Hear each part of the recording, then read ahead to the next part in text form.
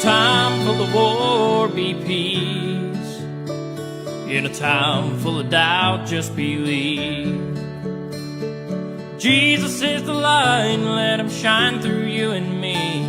In a time full of doubt, just believe. In a world full of hate, be a light.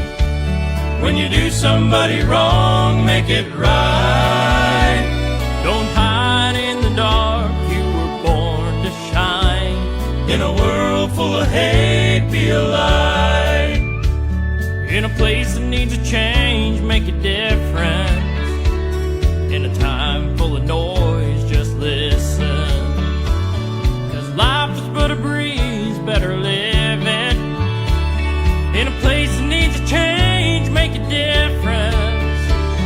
In a world full of hate, be a light. When you do somebody wrong, make it right. Don't hide in the dark, you were born to shine. In a world full of hate, be a light.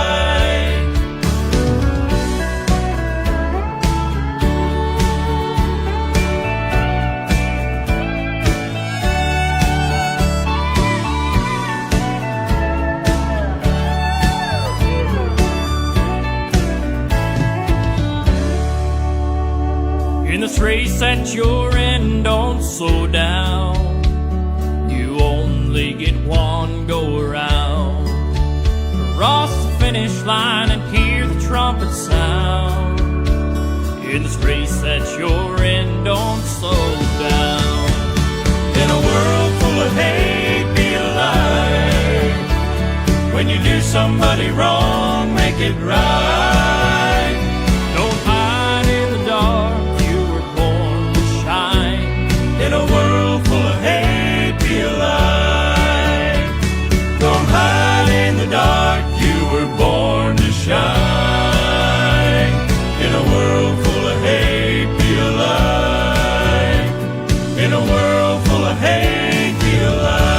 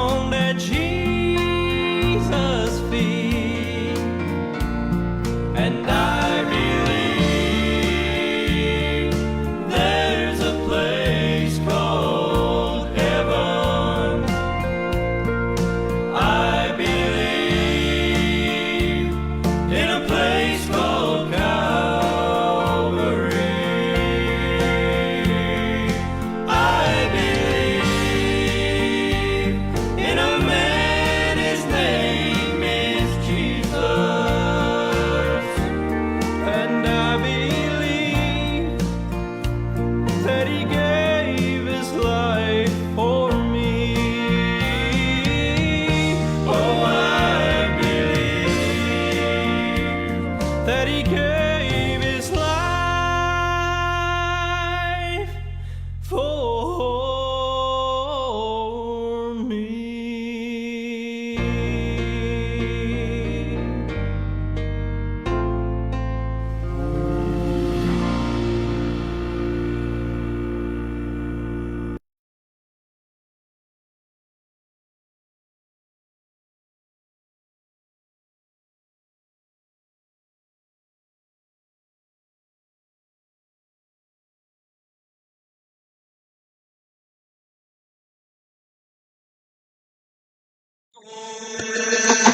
Blessed morning to each everyone, and I hope we're ready for another episode here in Human every morning and developing a strong faith to God. And praise God for another day and another blessing that God gave it to each everyone. And I really praise God that God woke up us this morning, and we need to thank the grace of our God the Father, and we need to thank the forgiveness of the Son of God, and we need to thank God the refreshing and comforting of the Holy Spirit in our lives.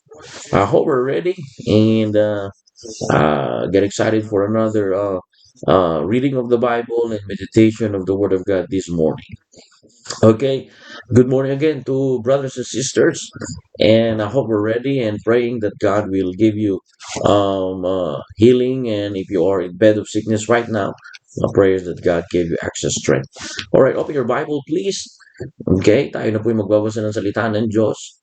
And open our Bible and turn with me in First Kings chapter number 8. Let's begin in verse number 10 or verse number 9. And then we will read verse number 11. Okay, verse number 9. The Bible says, there was nothing in the ark save the two tables of stones, which Moses put there at Horeb, when the Lord made a covenant with the children of Israel when they came out of the land of Egypt. Verse number 10. And it came to pass, when the priests were come out of the holy place, that the cloud filled the house of the Lord. And verse number 11, the Bible says, so that the priests could not stand to minister because of the cloud. For the glory of the Lord had filled the house of the Lord. Okay? Sabi po ng Biblia po, maliwanag po dyan, for the glory of the Lord had filled the house, of the Lord. Okay? Let us pray first. Na tayo muna ay lumapit sa Panginoon na tayo po'y manalangin. Kailan Diyos na makapangyarihan sa lahat, salamat Panginoon sa magang pinagkaloob niyo po sa amin at pagpalain niyo po ang inyong mga anak. Palain niyo po.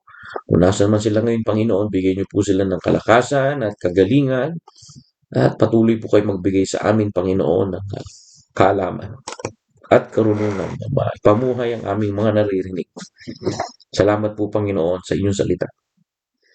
Patunay na kayo po ang nagiging sentro ng aming buhay. Salamat din po, Panginoon, sa buong gabi na kami po binigyan nyo ng maayos na kapahingahan at binigyan nyo kami ng maayos na kaisipan. Pagpalain nyo po ang aming mapag-uusapan ngayong umaga. Darami namin na may taas. Thank you, Father, for what you have done in the midst of us. Thank you for preserving our life. Thank you for providing our needs. And thank you for protecting every lives. Thank you, Lord, for what you have done in our lives. And we promise, oh God, we'll bring back the glory, for thou art worthy to receive. Forgive us our sins. This is our prayer, in Jesus' name. Amen and amen. Okay, good morning to brothers and sisters there. Magandang umaga sa inyo dyan. Good morning, Bar Jobs. Nanay Helen, good morning. Morning, Nanay Lolena. Good morning, Sister Bona. Morning, Brother Chanber. Good morning, Brad. Good morning, Brother Mac, all the way there in Perth.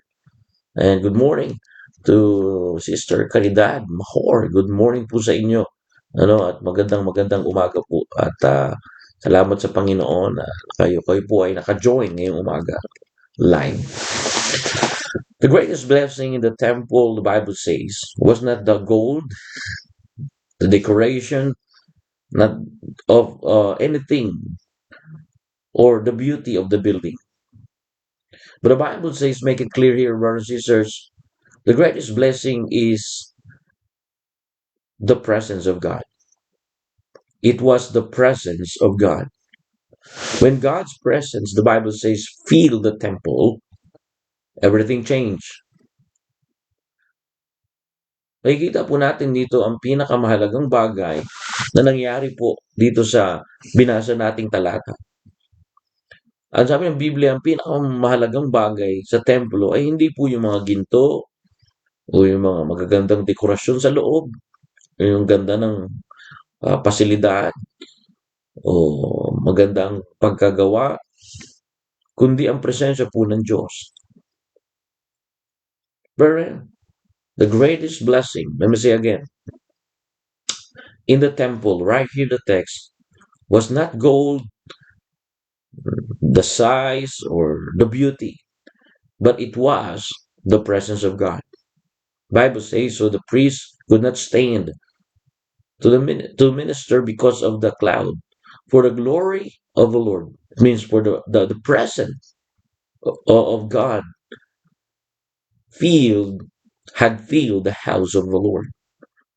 Brethren, when God, when God's presence filled the temple, Bible says everything changed. Because without God's presence, religion becomes empty.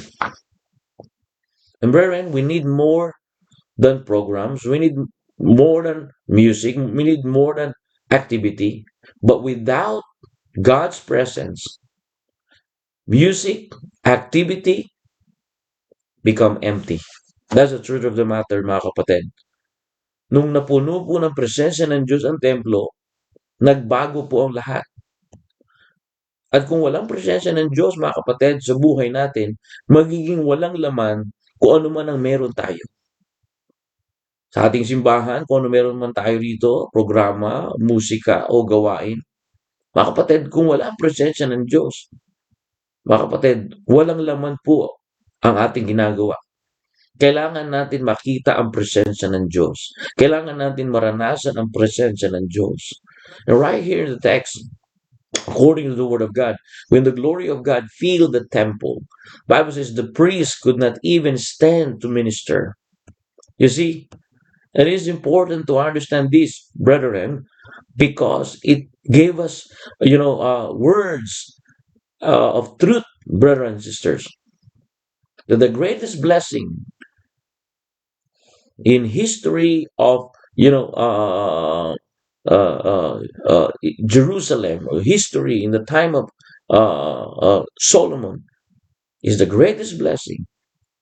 It's not the building the temple, completion of the temple, but it was the presence of God.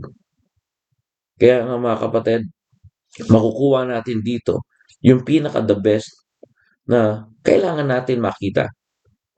Ang pinapaliwanag ng salita ng Diyos ay yung tayo po ay magkaroon ng pagkakilala sa Diyos. Makita natin yung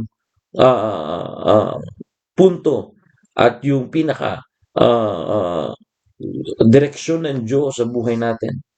Brethren, I encourage to our member of our church, especially, kagaya po ng aking sinasabi po rito, makikita nyo po sa sinasabi ng Biblia na tayo po ay nangangailangan.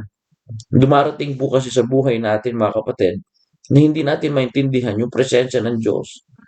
Pero ngayon, dito sa ating binasa, makikita po natin kung ano po ang gusto ng Panginoon na mangyari pa pagka nararanasan natin yung presensya niya. The presence of God gives strength when you are weak. Are you there, amen? Meron na ba akong kausap dito? Hello, good morning. Are you still here, my brothers and sisters? Good morning po, Ma'am Flor, all the way there in Japan. And also, Sir Joan, Baswell, good morning po sa inyo at praying for your safety and souls got saved there and have a safe trip all the way there in UK. Brethren, the presence of God is very important in our developing a strong faith to Him. You know, the presence of God wants you to experience His presence because His presence gives strength when you are weak. Are you there, amen? Give you strength when you are weak. Mahalaga po ito, ang presensya ng Diyos ay nagbigay lakas kapag mahina tayo. Kaya nga dapat lagi natin naiimbitahan ang presensya ng Diyos. Tatandaan natin, don't forget, the Bible says, after we receive the gospel, after we accepted the Lord Jesus Christ, our Lord and Savior in our life, the Bible says, this body is the temple of the Holy Ghost. And don't forget that the presence of God in us gives strength when you are weak. Give give courage, when you are discouraged. You know, give wisdom when you are lost and wandering. Ang presensya po ng Diyos, nagbibigay lakas po ito kapag mahina tayo. Ang presensya ng Diyos, nagbibigay kapayapaan na hindi kayang ibigay ng mundo. Kapag ang presensya ng Diyos nasa tahanan, nagbabago ang relasyon. Kasi pinalalakas niya ang tahanan. God's presence give us a strength when we are weak. God's presence bring peace that the world cannot give. When God's presence is in your home, relationship changes. When God's presence in your working place, relationship changes. When God's presence in our church, relationship change. Brethren, a church without God's presence become dry and mechanical. Tatandaan po natin, kaya I encourage you church, I encourage you church member, especially here in Newman and Perth. It is important. You are just 2 years baptized here. You are just 2 years member of our church. Let me tell you this. You need to understand this. You need to remind about this because the presence of God bring peace that the world cannot give. Ganyan po yan mga kapatid. Kaya nakakatuwag isipin sa ating binasa. Ang punto rito mga kapatid, no? Hindi po yung ganda ng gusali, hindi po yung ginto na nilagay ni Solomon doon sa templo. Ang naging sentro ng templo ay yung presensya ng Diyos. Kagaya ng aking sinasabi kahapon, kung yan din po ang magiging sentro ng buhay natin, mga kapatid, ay talaga pong makikita natin pagbabago. Like what I said yesterday, the ark was placed at the center of the temple because God's presence was the most important thing. And let me tell you this, a life, centered on God has direction and also stability. Like what I said, when God is removed from the center, confusion enters. Magkakaroon ng kalituhan, magkakaroon ng kahinaan. Pero pagka ang Panginoon ang naging sentro, yan, mapapansin nyo, dyan tayo lalakas. Kaya tayong mga Kristiyano, nangihina tayo. Kasi ang totoo po niyan, mga kapatid, hindi natin maimbitahan yung presensya ng Diyos sa buhay natin. Listen to this. How we prevent the presence of God. Number one, never rely on talent or experience or strategy. All right, don't get me wrong. How we can depend on the presence of God. Number one, never rely on talents and experience or strategy. Right here in the text, the Bible says the priest could not stand to minister. Okay? Ano makikita po natin dyan? This priest is talented. Of course, they are chosen by King Solomon. Itong mga sacerdote, mga kapatid, mga talento ito, mga eksperyensyado ito. Pero mga kapatid, ang sinasabi ng Panginoon, hindi sila nakatayo. The priest could not stand in their talents, in their strategy, in their experience.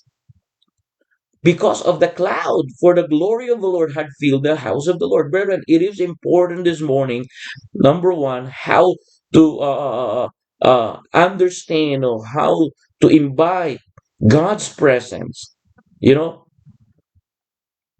ang sabi ng Biblia, the Bible says the ministers, the priests could not minister. Ano ibig sabihin po niyan? Ano po ang pinakikita po niyan sa atin? Minsan, di ba, naglalaan tayo ng maraming panahon dahil eksperyensyado tayo, pero nakakalimutan na natin magkaroon ng pagtitiwala sa Diyos. Huwag lang umasa sa talento natin, mga kapatid, o karanasan o plano. Itong mga sacerdote na to, sila ay pinili ni Haring Solomon at naniniwala tayo na sila ay maraming karanasan. Hindi ka naman magiging priest kung hindi ka rin galing sa priest. At hindi ka rin meron silang talento, meron silang gift, lahat po sila niyan. Pero, sabi ng Biblia, hindi po sila nakatayo. Are you there? Amen. Hindi sila nag-rely sa kanilang talento. Verse number 11, the priests do not rely on their talent right now. Their talent is not useful. Their talent, what I mean, is useless. Their experience is useless. The Bible says the priest could not stand to minister. Are you there? Amen? Dito lang tayo sa Word of God, binimeditate natin ang Word of God. The priest could not stand to minister. The priest is useless. Are you there? Amen? Nakikita niyo po dyan, mga kapatid. Nasa salita po ng Diyos. Hello? At mapapansin niyo po dito, sinasabi ng salita ng Diyos na wala nang nagagawa. Alam niyo, sometimes, maging honest po tayo ngayong umaga, kahit anong meron tayo, kahit ano pang pwede natin sabihin na eksperyensyado tayo, minsan yan po ang pumapatay ng ating, marami ako nadalang kaluluwa sa Panginoon. Ako, dati akong preacher. Okay, salamat dyan sa Panginoon. Pero, kailan natin naimbitahan yung presensya ng Diyos?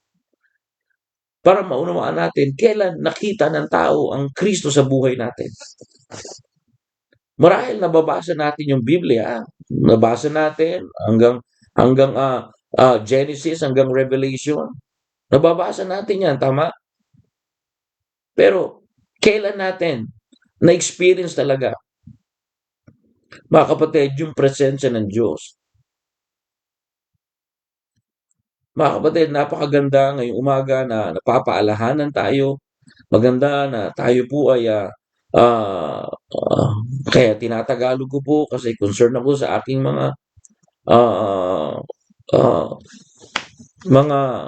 kapatiran dito sa ating church. The priest could not, the Bible says, stand to minister. And number one, never rely only on talent, experience, or strategy. The priests were present. The temple was beautiful. The worship was prepared. But brothers and sisters, everything changed when the presence of God came. And this teaches us without God's presence, human ability is not enough. Brethren, we need more than talent. We need more than plans. We need more than activities. But we need God Himself. Naroon ang sacerdote, maganda ang templo, handa ang pagsasamba, pero mapapansin niyo po, sabi ng Biblia, nagbago ang lahat nang dumating ang presensya ng Diyos. Mga kapatid, dapat makita po ito. Kung walang presensya ng Diyos, kulang ang kakayanan ng tao. Higit sa talento, plano at gawain. Kulang ang kakayanan natin, kulang ang kakayanan ko. Kahit sabihin natin may talent ka sa ministry, ikaw na ang pinakamagaling na kumakanta, ano po? Ikaw na magaling mag-lead, ano, nandiyan na nga, ang galing mo magplano sa ministry. Aba, sa finance talagang magaling ka na budget mo ang lahat. Okay, nagagawan mo ng paraan. Pero mga kapatid, kung wala ang presensya po ng Diyos, ang sabi po ng Biblia, kulang ang kakayanan ng tao.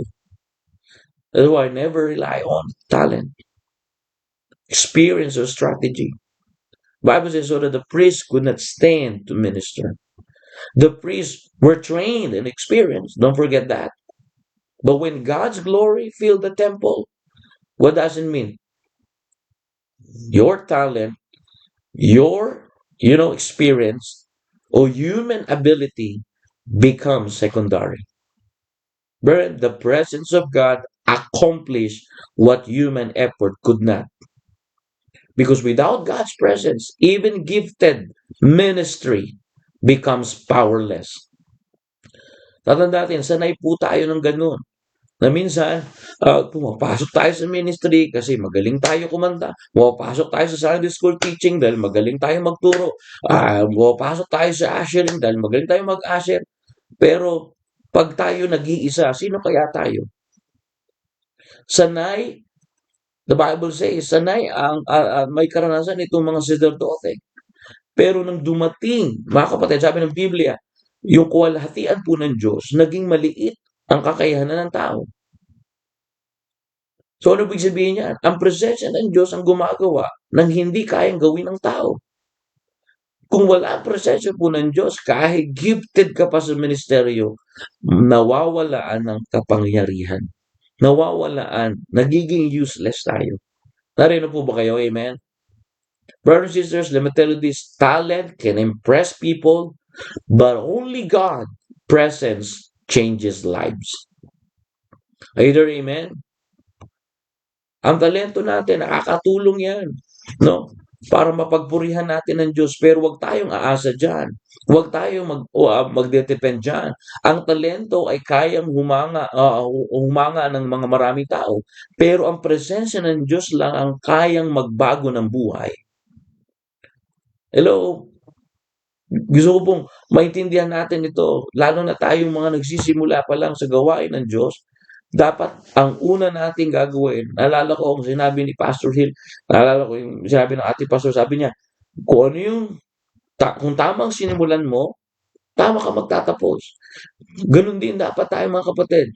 Kung sisimulan pa lang natin, maliit pa lang yung simbahan, presensya na ng Diyos ang nakikita, presensya na ng Diyos yung ating ginagawa.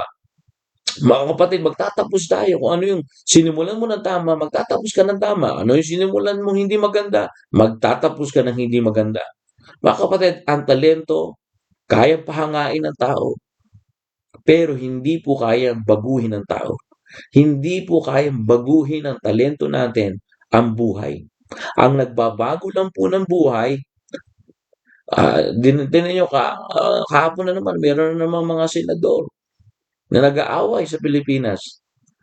Yung isa doon, talentado talaga. Talagang nag-aral ng political science. One of our senator in the House of Senate, we know that in news that he is full of education politically. He had degree holder of political science. But let me tell you this: Talent can impress people, but only God's presence changes lives. Either amen. Right here in the text, the priests were trained and experienced.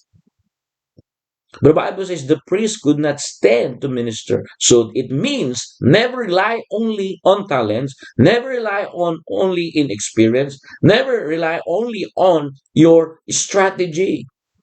Where experience, it's helpful, don't get me wrong, but dependence on God is essential.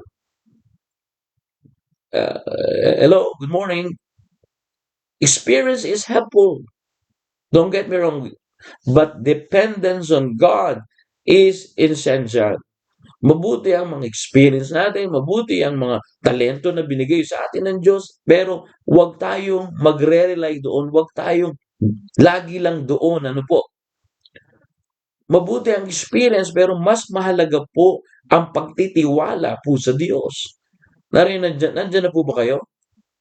Ministry become useless. Never rely on, brothers and sisters, only on talent. Brothers and sisters here in Newman and Perth, churches can have program but still lack of spiritual power. And that's what we really need. Maaring maraming programa ang simbahan pero kulang sa kapangyarihan ng espiritual. Wala pa rin nababagong buhay. Dito, ang dami nating ginagawa, ang dami nating programa rito. Alam niyo po yan. Meron tayong youth advance mamaya. Wednesday. Meron tayong youth advance. At meron ako tinatalagang youth leader dyan. Pero nakakalungkot, may talent pero emosyonal. May experience pero emosyonal.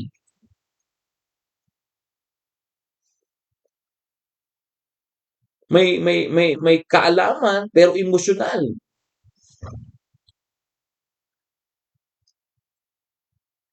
Brethren, don't trust your ability more than God's power. The Bible make it clear the priests were trained and experienced, but when the glory filled the temple, human ability becomes secondary. And never rely only on talent, experience, how to invite the presence of God. Never rely on only in talent. How to invite the presence of God. Never rely only on experience. Experience is helpful, but dependence on God is essential. Either amen. Salamat, may experience ka, kapatid. Salamat, ikaw ay may talento, kaibigan. Pero tatandaan natin, lahat yan nakakatulong. Pero pagka nag-rely on tayo dyan, mga kapatid, wala, yan po ang maari po yan. No? Maari po yan na kulangin ang kapangyarihan ng Diyos sa buhay natin. Mga kapatid, maniwala kayo sa hindi. Ang presensya ng Diyos ang nagpapalakas sa mahina. Ang presensya ng Diyos ang nagbibigay ng kapayapaan sa isipan at sa puso. So, totoo lang, marami tayong pinagdadaan ng kabigatan, problema. Gusto natin i-hit yung goal natin. Gusto natin matapos. Gusto natin madaliin yung ginagawa natin. Pero nakakalimutan na natin na ginagawa na natin itong mga bagay na ito ayon na lang sa ating ayon na lang sa ating mga na-experience. Pero mas mahalaga pa rin po, mga kapatid, ang pagkatiwalaan natin ng Diyos. Maaaring marami kang programa, maaaring marami kang nalaman at meron kang experience sa buhay. Salamat dyan sa Diyos. Pero mas mahalaga pa rin ang pagtitiwala sa Diyos. Hello? Don't trust your ability more than God's power. A preacher without God's presence only gives information, not transformation. Music without God's presence becomes performance. Ministry without prayer becomes empty activity. Wherein the greatest need in our church here in Newman and Perth is not more talent, more experience or strategy, but more of God. Leader, amen? Meron na ba akong kausap dito? Ano yung mga kapatiran?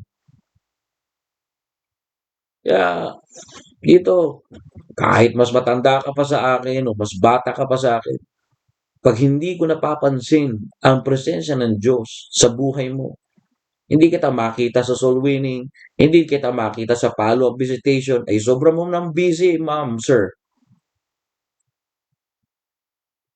Tapos ilalatag mo sa akin yung experience mo. Eh kasi ako dati akong ganun. Dati yun. Eh ngayon, ano na? Hello? Nung nakita ko si Brother Ruel, example lang ito ha. I remember Brother Ruel, he showed me that he is talented mechanic. Brother Ruel Lopez is uh, one of the best mechanic in WA. He showed me his experience. He showed me his talent. He showed me his strategy. But I said, look at Brother Ruel. Why is still powerless?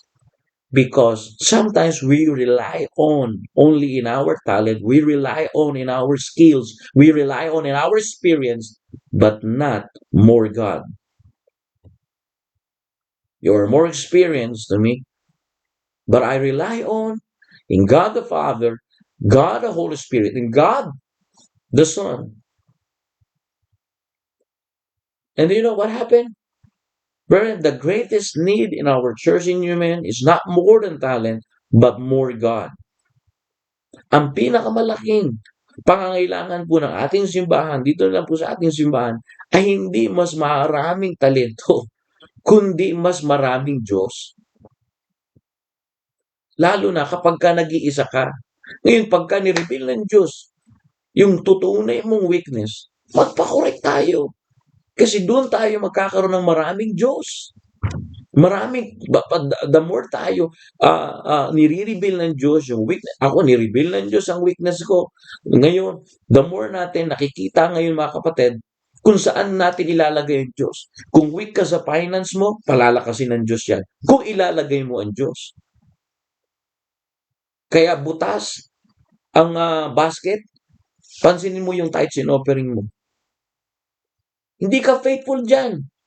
Gusto mo nare-recognize pa. Pansinin mo yung spiritual growth mo when it comes of love. Hindi ma-develop kasi doon pa lang sa soul winning, hindi ka na makita. Lahat po tayo rito, mga kapatid, pinaalalahanan ng salita ng Diyos. Tatandaan natin, huwag magtiwala sa sariling kakayanan. Higit sa kapangyarihan po dapat ng Diyos. Ang mga ngaral na walang presensya ng Diyos, nagbibigay lang po yan ng impormasyon pero walang tama, walang pagbabago sa mga nakikinig. Ang music, mga kapatid, na walang presensya ng Diyos, nagiging performance lang. Abay, ang galing tumugtog. Alam talaga magbasa ng nota. Pero hindi maimbitahan yung banal na Espiritu na kumilos sa mananampalataya. Ang ministeryo, walang panalangin, nagiging gawain lang yan. Lahat po tayo dito, kasama po ako ha. Ang pinakamalaking pangangailangan ng ating simbahan dito sa Newman at Support ay hindi mas maraming talento o naranasan sa buhay, kundi mas maraming Diyos. Mga kapatid, ang presensya ng Diyos, ginagawa na lamang. Kaya nga, sabi ng Biblia, hindi sila nakatayo eh. Mga sanay at may karanasan itong mga saserdote, pero hindi sila nakatayo. Right here in the text. So that the priests could not stand to minister. Right here in the text. The priests were trained and experienced. But when the glory filled the temple, the priests could not stand to minister. It means human ability becomes secondary. It means the presence of God can accomplish something what human effort could not. And brethren, this is important this morning. The greatest need in our church is not more than talent, but more God. Listen to this. God's presence this morning, God's presence makes ordinary people spiritual effective. The reason you're spiritually effective in soul winning, the reason you're spiritually effective in your Bible reading, the reason you're spiritual effective in your prayer life, the reason you are spiritually effective in your singing, the reason you are spiritually effective in everything, because God's presence makes ordinary people like you and me spiritual effective. Madali kang makapag-invite ng bisita, madali kang makapag-encourage ng tao. Bakit? Di ba? Nung tinawag ng Panginoon si Moises, medyo sabi ni Moises, hindi ako eksperensyado, medyo nautal-utal pa ako. Sabi ng Panginoon, huwag kang mag-alala. Gagawin kitang epektibo. Bakit? Kasi naimbitahan yung presensya ng Diyos. May imbitahan ng presensya ng Diyos kung hindi tayo ah ah, magla-rely on lamang sa ating talento o na experience. Bantayan po natin yan, mga kapatid. Hello? Nandito na ba kayo? Good morning. At good morning, Brother Russell. Yung Brother Paulo dito na pala yung Brother Paulo. Morning. Sister Clarice, gandang umaga sa iyo dyan, ha? Kasama mo yung husband mo, okay? At good morning po sa inyo dyan. At hindi ko man kayo na isa-isa, good morning, Sister Leticia. Good morning po. Okay? Good morning po, Brother Paulo. Okay? Si Enoch. Good morning, Brad. Okay? Brother Arnold. Good morning. Ganyan po yan. Kahit skilled worker ka pa, kung wala doon yung presensya ng Diyos, pamali-mali pa rin ang gagawin natin. Again, experience is helpful, but dependence on God's is essential. Yun lamang mga kapatid ngayong umaga na makikita po natin sa salita ng Diyos. Amen? Nandito po Okay, sana kung wala No? Bible make it clear. The glory of the Lord had filled the house of the Lord. What does it mean? Everything changed when the presence of God. Even the Bible says the priests could not stand to minister.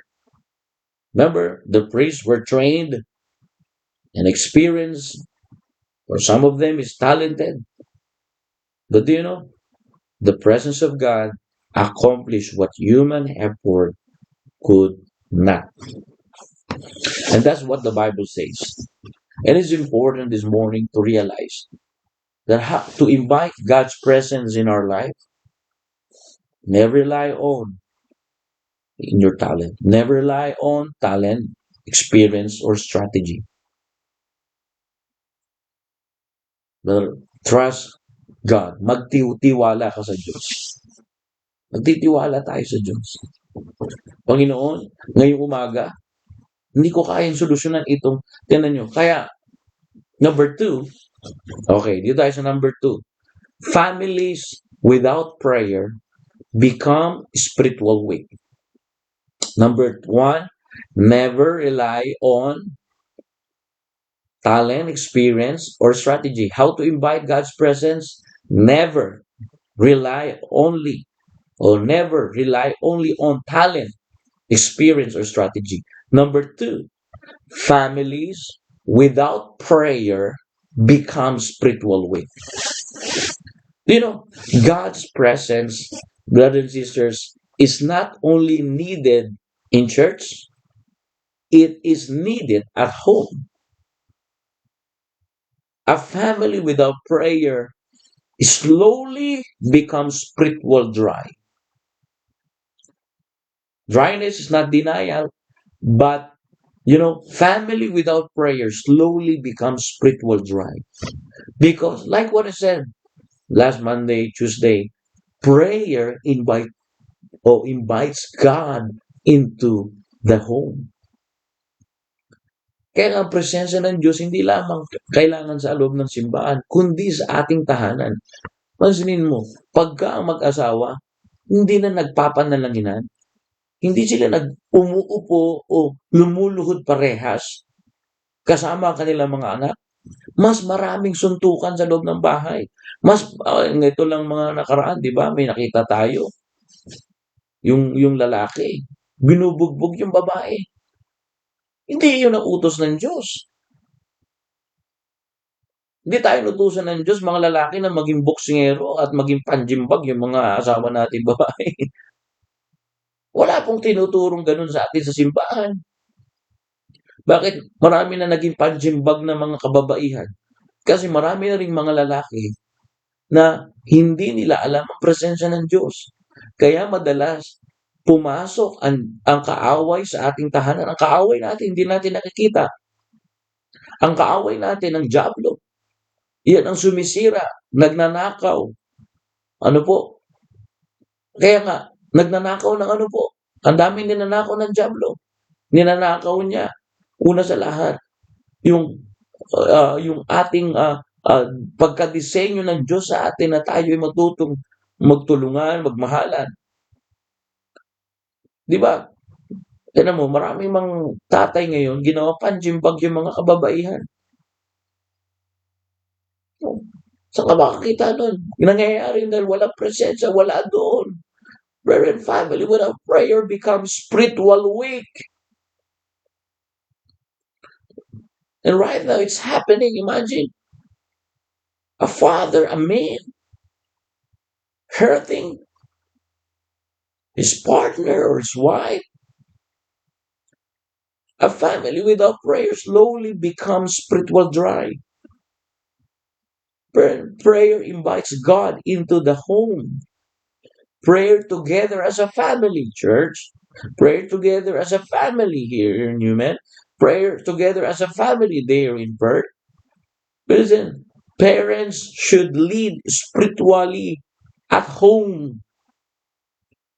And a house may be beautiful physically, but it's so sad, it's empty spiritually.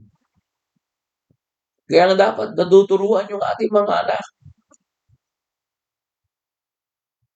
Ikaw, tatay, ngayong umaga, paano ka nananalangin sa asawa mo? Paano ka nananalangin sa anak mo?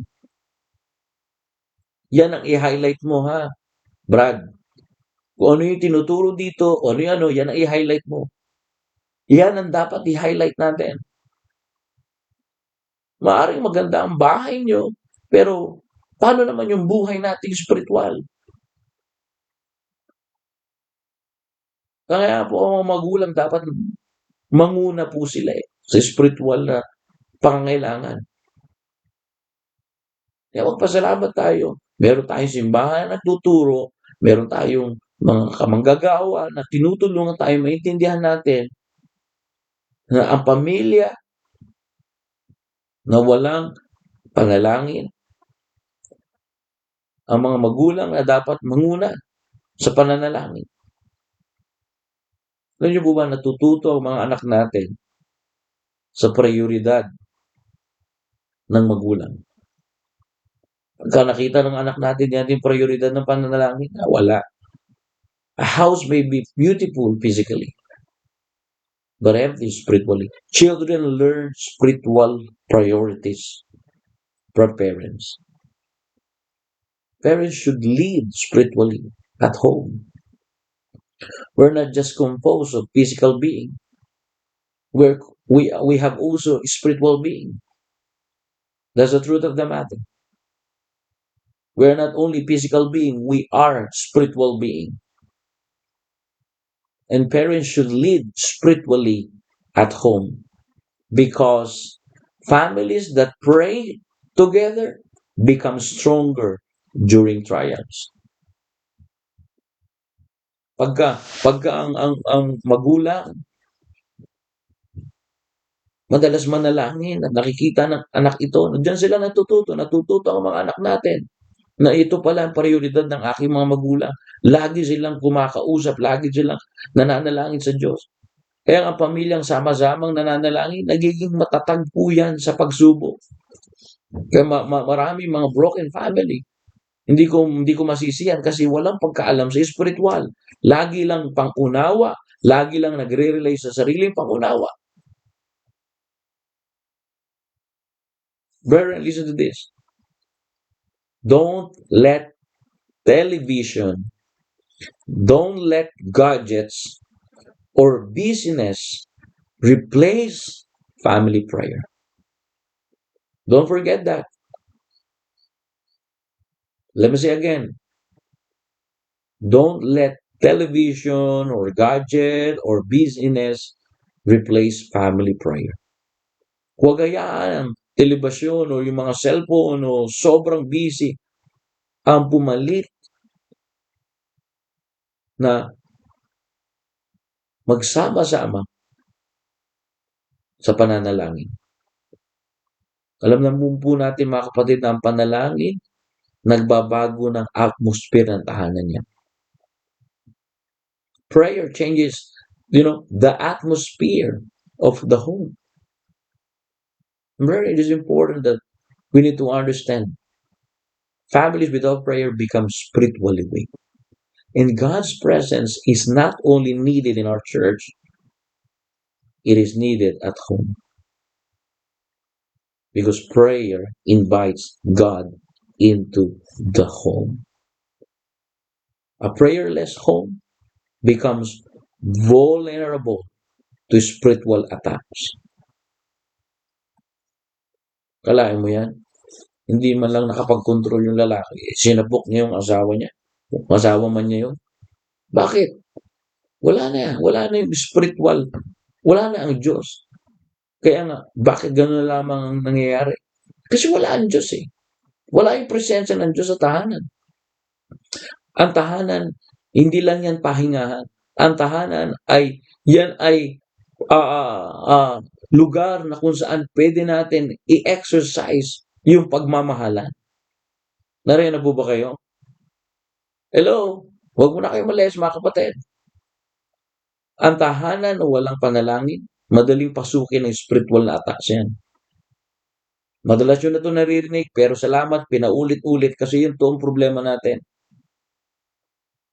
Tignan niyo po madalas, nangyayari po ito. Na dapat yung tahanan natin, lugar yan, kung saan natin may exercise yung pagmamahalan. Saan natin may exercise yung tayo ay nagiging mabuti sa isa't isa. Kaya ang bahay na hindi lang dapat may internet connection, kundi may connection sa Diyos.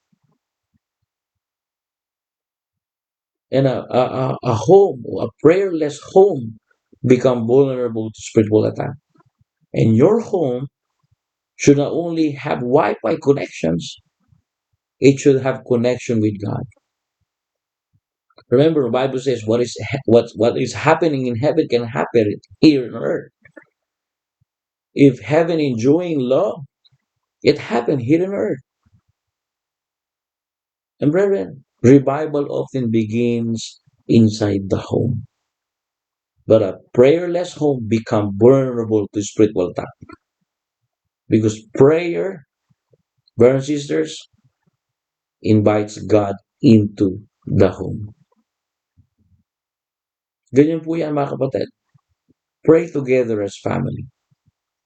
Panalangin bilang pamilya. Hello? Manalangin tayo bilang pamilya. Dahil madalas, nagsisimula ang revival sa tahanan. Kaya yung tahanan natin, kaya pagpunta natin doon sa tahanan ng Diyos, kompleto tayo pamilya. Hindi kulang-kulang. Bakit? Kasi na-exercise natin, yung tatay, nililid niya sa panalangin ng mga anak niya. Hindi siya nahihiya. Yung nanay, nagpe-pray para sa kanyang asawa at sa kanyang mga anak. Tingnan niyo kung lahat ng ganyan, tayo rito, para sa mga membro ng ating simbahan, ang pamilya na meron tayo rito ay nagtutulungan. Laging nagtutulungan. Kasi nasanay na tayo sa loob ng bahay, nagtutulungan.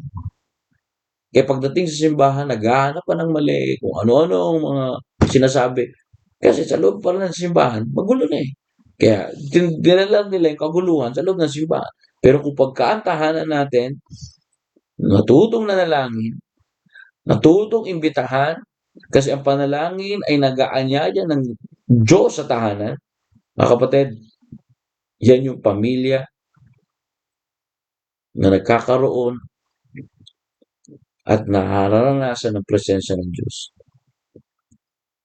Families that pray together become stronger during trials. Either amen. Kaya nga pamilyang sama-samang nananalangin, nagiging matatag sa pagsubok. Kapag ang tatay, tinawag na ang mga anak, okay, oras na para manalangin. At nandiyan ang suporta ng nanay. Abay, wala tayong magiging problema sa mga anak. Lagi rin silang mananalangin. Tayo mga asawang babae, lagi natin suportahan yung mga makadiyos na gawain ng ating mga asawang lalaki. Huwag nating kukontrahin.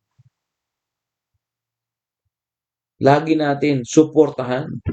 Dapat kung nandyan yung lalaki, nandyan din yung anak, nandyan din yung nanay.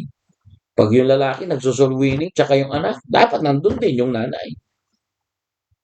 Huwag matigas ang ulo. Laging butas ang basket pag ganyan. Number 3. Alright, number 3, how to invite, God's presence. How to invite the presence of God. Not only never rely only on talent, experience, and strategy. Not only families without prayer become spiritual weak, but like what I said yesterday, don't just carry Bible, but carry the presence of God in your daily walk. But it is possible to know scripture, but still, spiritually distanced from God. It is possible to read the whole Bible, but still powerless. Matatandaan natin mga kapatid, posible meron kang hawak na Biblia, pero malayo pa rin tayo sa Diyos. Mga kapatid, hindi lang nais ng Diyos na hawakan natin ang kanyang salita. Nais niyang lumakad tayo kasama siya araw-araw sa kanyang salita. Are you there, amen? Hello? Listen to this. It is possible to know the scripture, but still be spiritually distanced from God. Verse number 3, don't just carry a Bible. Carry the presence of God in your daily walk, daily talk. God does not only want us to hold His word. He wants us to walk with Him daily with His words. Are you there? Amen. Let me say again, God does not only want you and me to hold this Bible, but He wants us to know with Him daily with His words. Hindi lang nais ng Diyos na hawakan natin ang kanyang salita. Mga kapatid, nais niyang lumakad tayo kasama siya araw-araw. Kasama siya na may araw-araw na may salita ng Diyos. Mga kapatid, listen to this. Christianity is more than church attendance. And God wants daily fellowship, not occasional contact.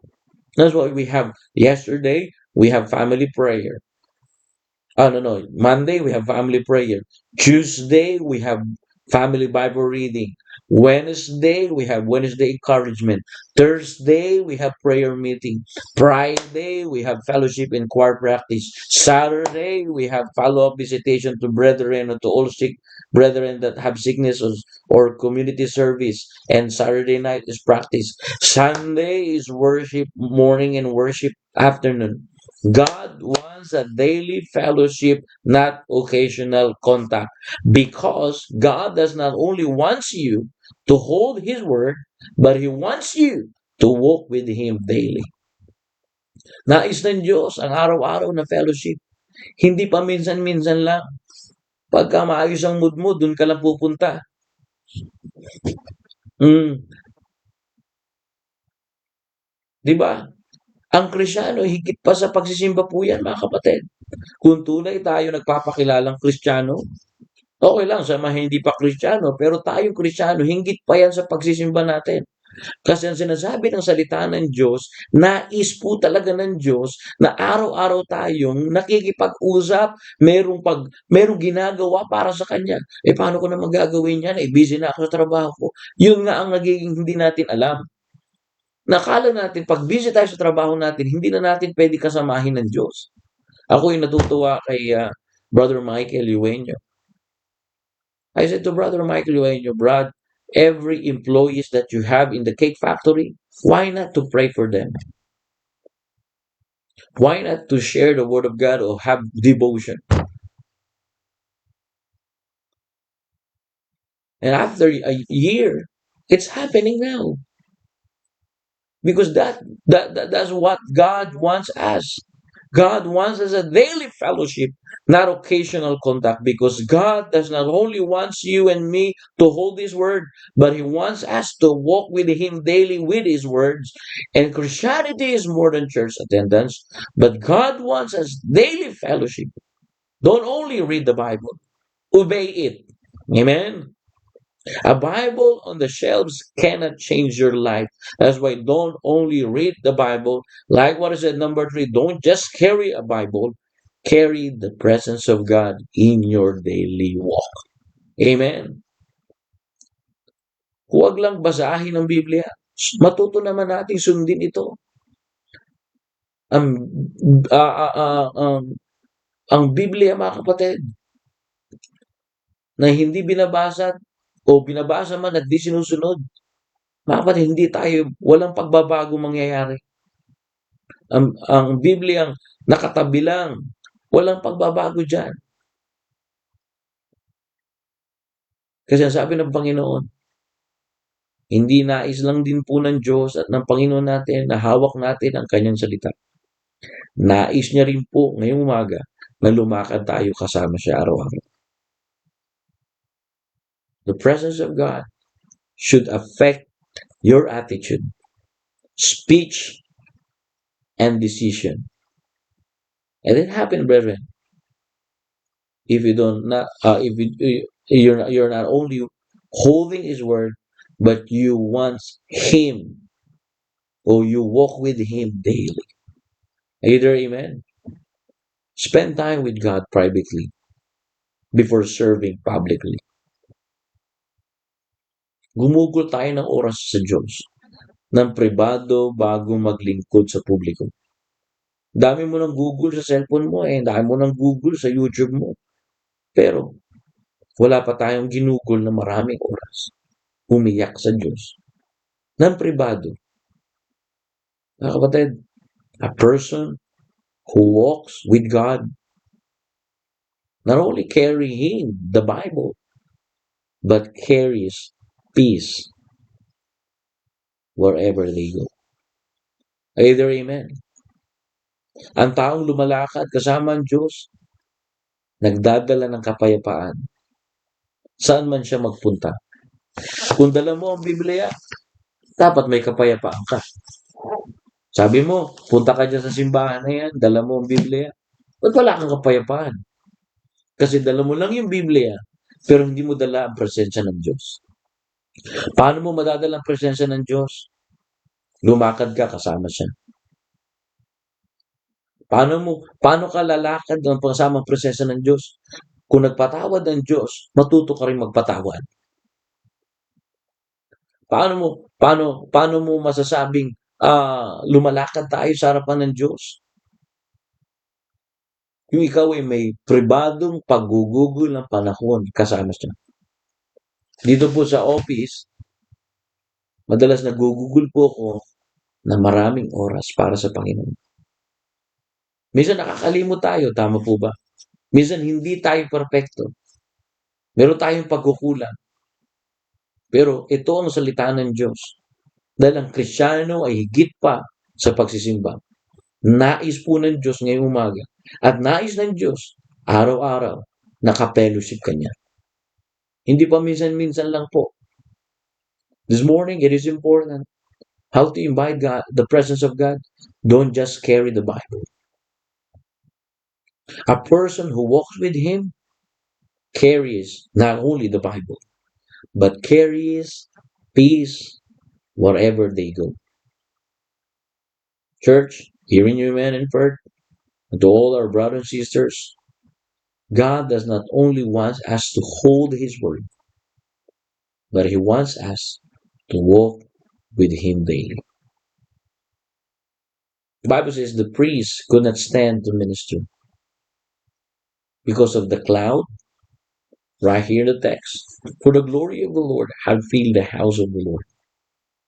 Wherein, never rely on talents, experience, or strategy. The priests were very experienced. The priests were trained and experienced.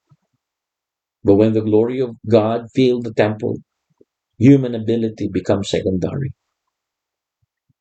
Experience and talent is helpful, but dependence on God is essential. Don't trust your ability more than God's power. Because the greatest need in our church, in our home, in our spouses, in our children is not more talent, but more God. God's presence makes ordinary people to spiritual effectiveness. If you want to be effective as a husband, God's presence make you different. If you want to be effective as a mother, God's presence makes you different. We must decrease so God can increase. Family without prayer becomes spiritually weak. A prayerless home, listen to this, becomes vulnerable to spiritual attacks. Your home should not only have Wi-Fi connection, but it should have connection with God. That way, don't just carry the Bible. God does not only wants you and me to hold His Bible, to hold His Word, but He wants you to walk with Him daily with His Word. I hope the message is clear. I hope it encourages us, brothers and sisters. Amen. We must decrease so God can increase. Tatandaan po natin yan. Tayo po ay magpalakas sa Panginoon. The church does not need better performance. It needs the powerful presence of God. Let us pray. Heavenly Father, thank you for woke up us this morning. Bless your people. Thank you for your words. Thank you for everything. Morning, we need your presence, oh God.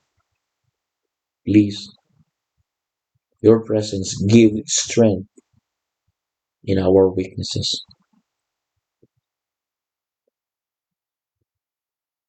Lord, I pray. We need to learn to walk with you at work, at school, at home, and everywhere. Lumakad po kami kasama kayo sa aming mga trabaho. Lumakad kami kasama kayo sa aming mga paaralan. Lumakad kami kasama kayo sa aming bahay. Lumakad kami kasama kayo sa aming saan man kami magpunta. Dapat po nakikita ang Kristo sa araw-araw namin pamumuhay. I pray, O God, people should see Christ in our daily living. Thank you for your words that remind us this morning. We must decrease so that you must increase in our life. Thank you. And forgive us in our sins. This is our prayer. In Jesus' name. Amen and amen. Alright. Thank you so much, brothers and sisters. And I hope it remind us again. At ganun lamang mga kapatid, ito'y pagpapaalala na huwag tayo basta magre-rely sa ating mga kahusayan sa isip o sa katawan. Kailangan yung presensya ng Diyos. Yung lagi ang pinapaalala sa atin at ito rin ang napapaalalahanan sa amin. Kami mga preachers, napapaalalahanan kami ni Pastor Hill, dapat ang mga simbahan natin ang nakikita ang presensya ng Diyos. Hindi yung galing ng tao. Kapag dapat bumaba tayo dyan, you know, a person who walks with God carries peace wherever they go. Alright? Don't carry your Bible. Carry the presence of God in your daily walk. Thank you very much, church, and may the Lord bless you. And for 45 minutes, we talk about this. Sabi nilang, haba-haba naman. Mahaba kasi, ini-English ko na, tinatagalog ko pa. Kayo buti nga, makikinig na lang. Ako, in-English ko pa, tinatagalog ko pa eh. Di ba? Magpasalamat na lang tayo kaysa magreklamo. Okay? So, God bless you all. Salamat sa inyong panahon. May the Lord bless you. My prayer is that God gave you extra strength and healed you if you are still in bed of sickness. Okay? Please pray for our brethren and please pray for our activities for today. Our youth advance. We have youth advance this afternoon. All the glory belongs to God. And see you tomorrow for another episode here in Human Every Morning, developing a strong faith to God. God bless you all.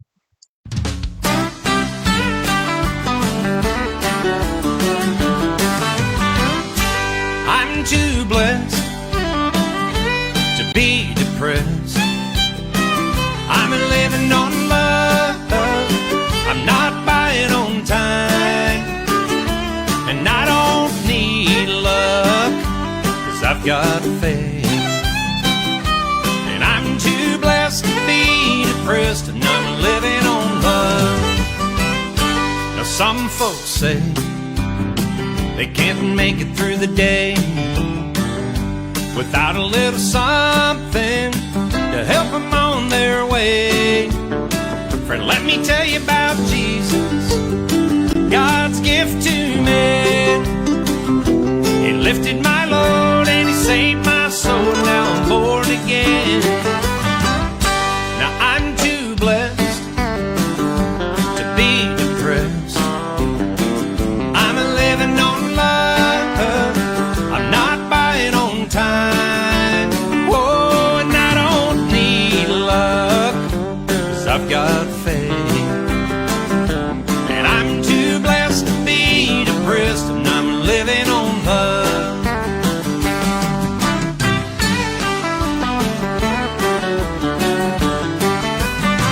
I don't have a lot of money or things to call my own, but I'm laying my treasures in a heavenly home. And you can take away my things that money can buy, but my friend, you see, I would still be the richest man alive, 'cause I'm too blessed to be depressed. I'm living on love. I'm not buying on time. And I don't need luck, 'cause I've got faith. And I'm too blessed to be depressed, and I'm living on love. I'm too blessed to be depressed. I'm living on love. I'm not buying on time. Whoa, and I don't need luck, 'cause I've got faith.